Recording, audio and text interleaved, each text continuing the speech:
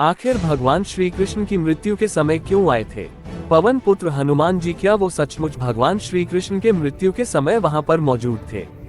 जब जब भगवान श्री राम का नाम लिया जाता है, उनके साथ सदैव हमेशा उनके महान भक्ति हनुमान जी का नाम भी अवश्य लिया जाता है, जो स्वयं भगवान शिव के ही अवतार थे। एक महाबली देवता जिन्हें हरा पाना किसी के भी बस की बात नहीं थी। यहाँ तक कि चाहे वह भगवान शिव हो, भगवान विष्णु, वो ब्रह्मा हो या कोई अन्य देव, सभी से इन्हें भिन्न भिन्न प्रकार के वरदान प्राप्त हुए थे, जिसके चलते इनकी शक्ति कई अधिक गुना बढ़ गई थी। हम सब ये जानते हैं, भगवान हनुमान जी आज भी चिरंजीवी है। वो त्रेता युग में स्वयं भगवान श्री राम के साथ भी थे और द्वापर युग में स्वयं भगवान श्री कृष्ण के साथ भी। महाभारत में एक नहीं बल्कि सैकड़ों बार हनुमान जी का जिक्र मिलता है। जहां एक बार स्वयं उन्होंने भीम का घमंड चकनाचूर किया, तो वहीं महाभारत के युद्ध में वो सर्वश्रेष्ठ धनुर्धर अर्जुन के रथ के ध्वज पर विराजमान हुए। हम ये सब जानते हैं कि महाबली हनुमान जी ने कई प्रकार से द्वापर युग में अपनी उपस्थिति जाहिर की थी। वो प्रत्यक्ष रूप से भले ही पांडवों को एक या दो बार मिले हो, लेकिन वह अप्रत्यक्ष रूप से हमेशा उनके साथ ही थे। आज भी जिनके साथ स्वयं भगवान श्री कृष्ण खड़े हो, उनके पास भगवान हनुमान जी जरूर जाएंगे, क्योंकि भगवान श्री कृष्ण पहले श्री राम ही तो थे।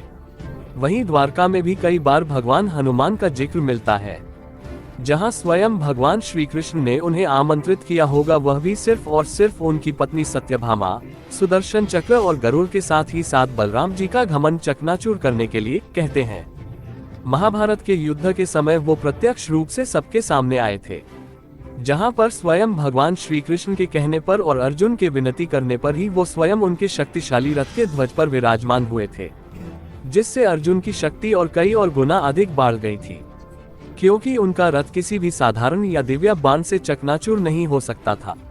लेकिन महाभारत का युद्ध खत्म होने के पश्चात वो वापस अपने पुनः स्थान में चले गए थे, जहां वह सदैव भगवान श्री राम का जाप करते रहते थे।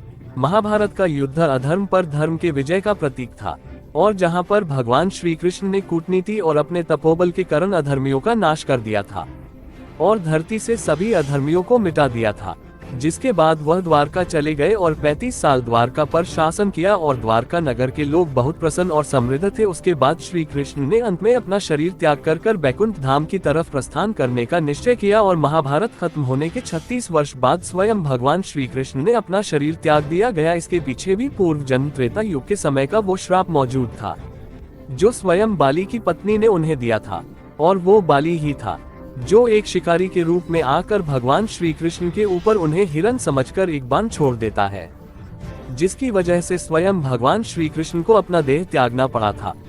लेकिन एक सवाल उठाता है कि जब हनुमान जी को ये सब पता था, तो हनुमान जी क्यों नहीं भगवान श्री कृष्ण को रोकने आए? क्या हुआ जब स्वयं हनुमान जी को ये पता चला कि उनके आराध्य भगवान स्वयं इस धरती को छोड़ने वाले हैं और वह बैकुंठ धाम की तरफ प्रस्थान करने वाले हैं?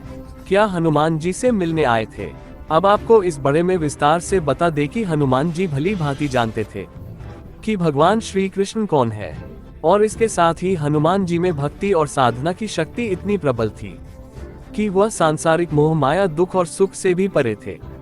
इसीलिए वो ये सब बात भली भांति जानते थे कि भगवान श्री कृष्ण किस प्रकार इस धरती पर आए हैं और किस प्रकार प्रयोजन पूर्ण कर वो इस धरती से जा रहे हैं।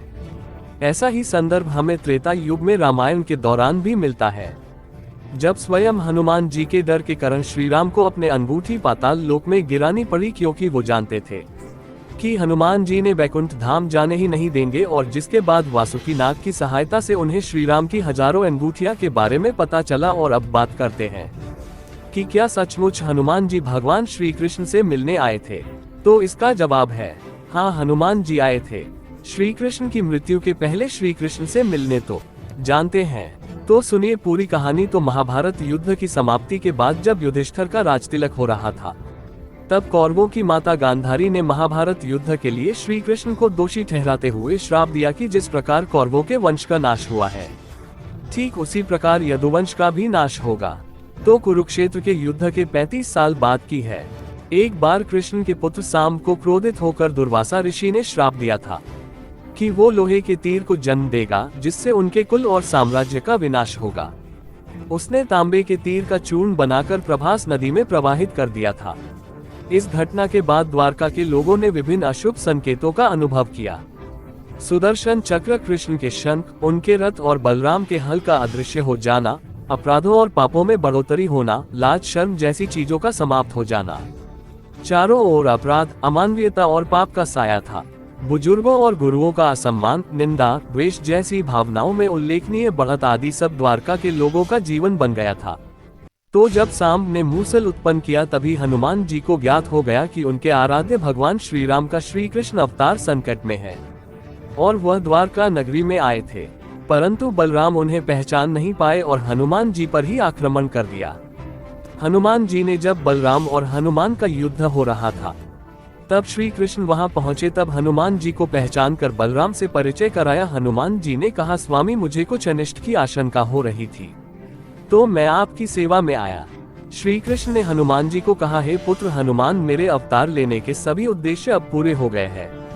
अब मेरा इस पृथ्वी लोक से जाने का समय आ गया है और बाली के साथ जो वादा किया था उसको पूरा करने का समय भी आ गया है।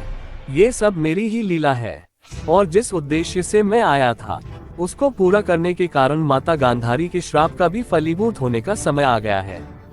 आप चिंता नहीं करो पुत्र, कलयुग के अंत में मैं फिर आऊंगा। आप सदैव मेरे भक्तों की मनोकामना पूरी करना। अब तुम जाओ। हनुमान जी ने भारी मन से उनसे विदा ली और अपने गंतव्य स्थान पर चले गए। उसके बाद द्वारका के सभी लोग आपस में ही लड़ने लगे और एक दूसरे को मारने लगे। वभ्रु, दारुक और भगवान कृष्ण के अलावा अन्य सभी लोग मारे गए।